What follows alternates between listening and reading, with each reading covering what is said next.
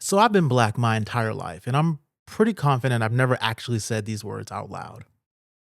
I don't feel black enough, which is crazy because I'm black. I've always been black. I love being black, and I wouldn't want to be anything other than black. And yet, there are times where I don't think that I'm black enough. But, like, what does being black enough even actually mean? Is what I consider to be black just racial stereotypes of how black people should act? Am I putting my own people in a box just because I think that there's a specific way to act in order to be black? Even type in this script, and yes, I'm breaking the fourth wall, but that last line about a specific way to be black, that was the first time that I capitalized the B in black. Wouldn't a real black person always capitalize the B in black? Doesn't that just prove my point in the first 30 seconds of this video? How can I be black enough and not put that respect on my culture? I'm gonna guess it's pretty clear that I've been thinking about this for a while, and I've been doing a lot of reading from other black people. And I read How Stereotypes About Being Black Enough Hurt Me and How I Healed by Shay Collins. And she says, many of us learned at young ages that there is a certain way to be black.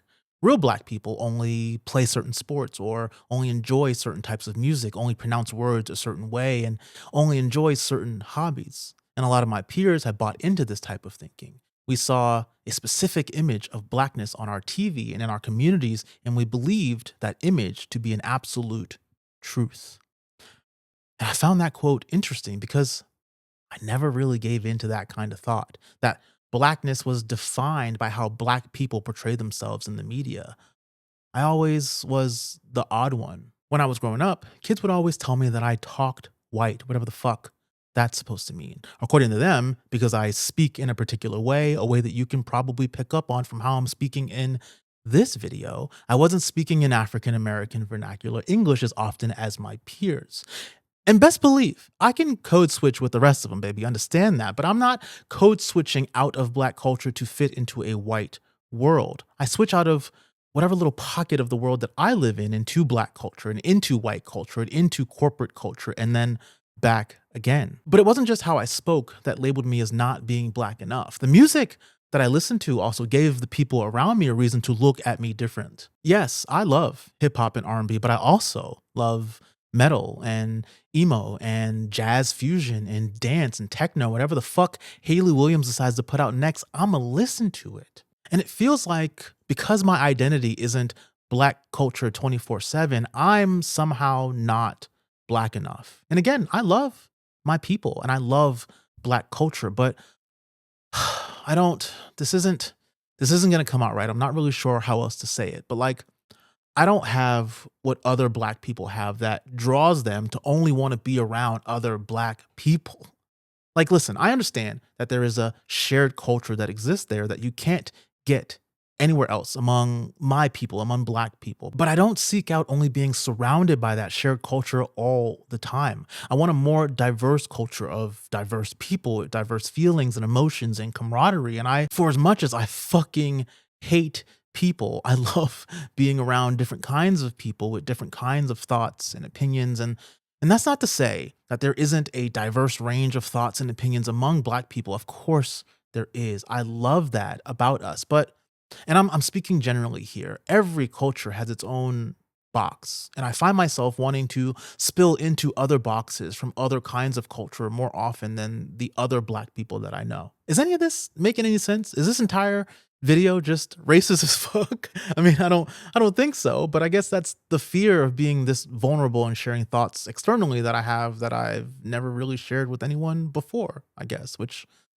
is the whole point. But anyway, what really gets me is I've been creating content on the internet for a long time, and I've never really been able to find a black audience with anything that I create. Outside of my family, it's almost always white boomer ladies who show support, and I've got nothing but love for them. No shade at all, but it does kind of fucking sting a little bit because I want my people to find me. I want black people who feel this way to know that they're not alone. But it seems like the way that I communicate, the same way that got me labeled not black enough my whole life, means that I don't speak the coded language that would attract a black audience. So I'm stuck in this impossible place. I don't want to perform blackness to fit into some box, but not fitting into the box means that my people won't find me, and that kind of sucks. Excuse me. Just wanted to pop in real quick while I'm editing this video because it kind of sounds like I'm saying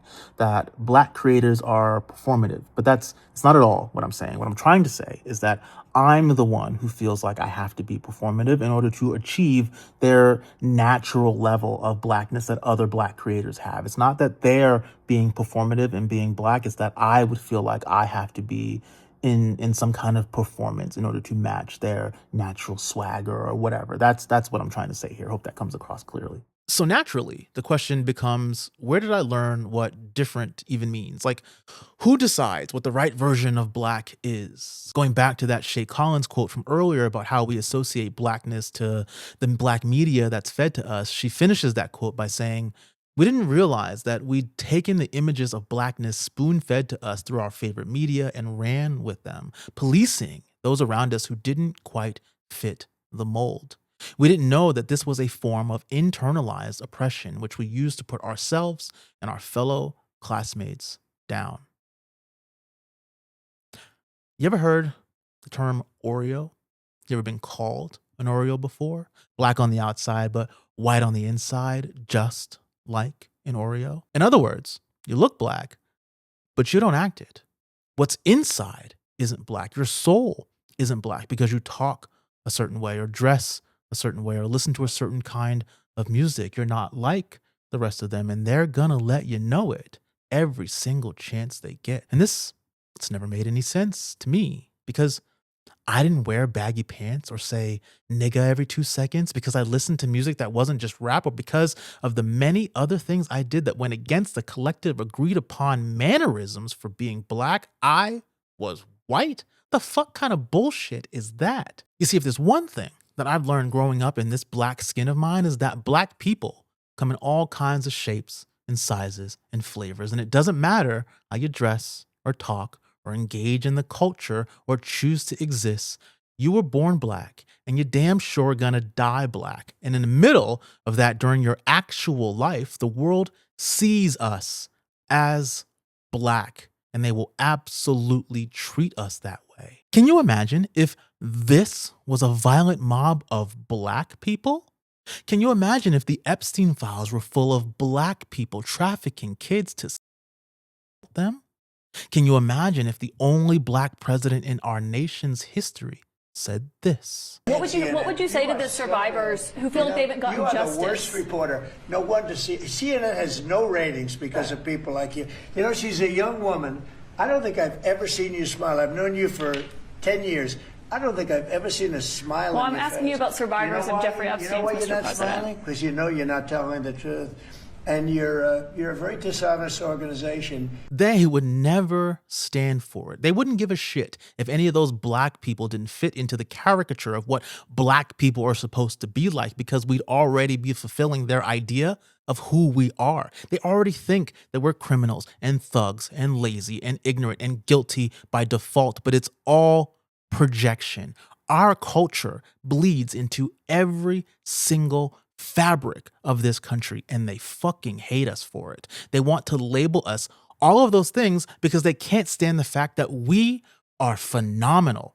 Every single flavor of black is black excellence, and black excellence jeopardizes the stranglehold on power that they grip to so tightly because black excellence also means brown excellence. It means gay and trans excellence. It means all minority excellence, all people excellence, all people. So if you're sitting there feeling like you're not black enough because you don't fit into whatever box you learned from TV or kids at school or whatever, you are not the problem. The box is the problem. You're black. You've always been black. And however you exist in your blackness, that, my friends, is black enough. The rest is just bullshit we learned to keep us policing ourselves instead of focusing that energy towards the actual systems trying to tear us apart.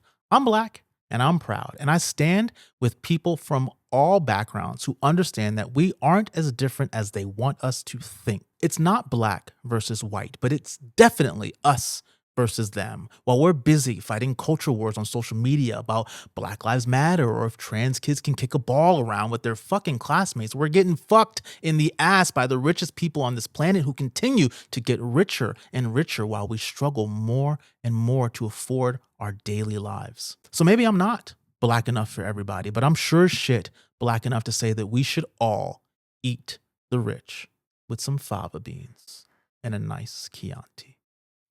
Anyways, my name's Landon. This is Soul Searching. See you next time.